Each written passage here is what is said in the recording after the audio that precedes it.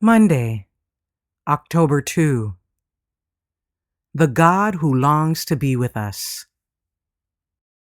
The all-merciful God shrouded his glory that Moses could look upon it and live.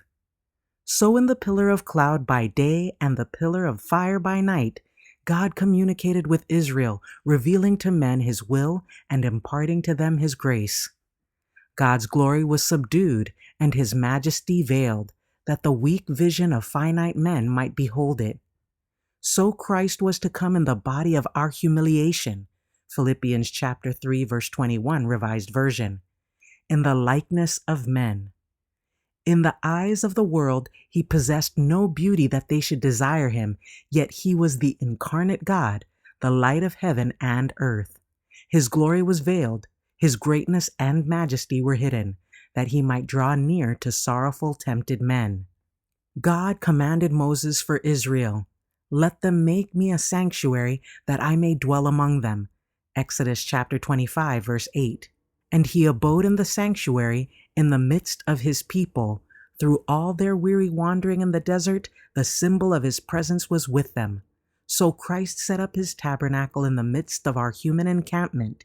He pitched his tent by the side of the tents of men, that he might dwell among us and make us familiar with his divine character and life. The Word became flesh and tabernacled among us, and we beheld his glory, glory as of the only begotten from the Father, full of grace and truth.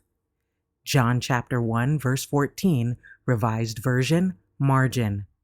The Desire of Ages, page 23. The marked prosperity which attended everything placed under Joseph's care was not the result of a direct miracle, but his industry, care, and energy were crowned with the divine blessing. Joseph attributed his success to the favor of God, and even his idolatrous master accepted this as the secret of his unparalleled prosperity. Without steadfast, well-directed effort, however, success could never have been attained. God was glorified by the faithfulness of his servant. It was his purpose that in purity and uprightness, the believer in God should appear in marked contrast to the worshippers of idols, that thus the light of heavenly grace might shine forth amid the darkness of heathenism. Conflict and Courage, page 74. To his children today, the Lord declares, "Be strong and work, for I am with you."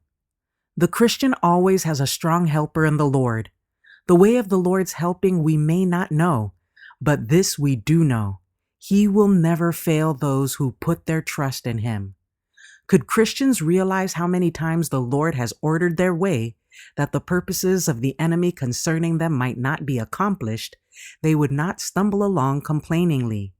Their faith would be stayed on God, and no trial would have power to move them.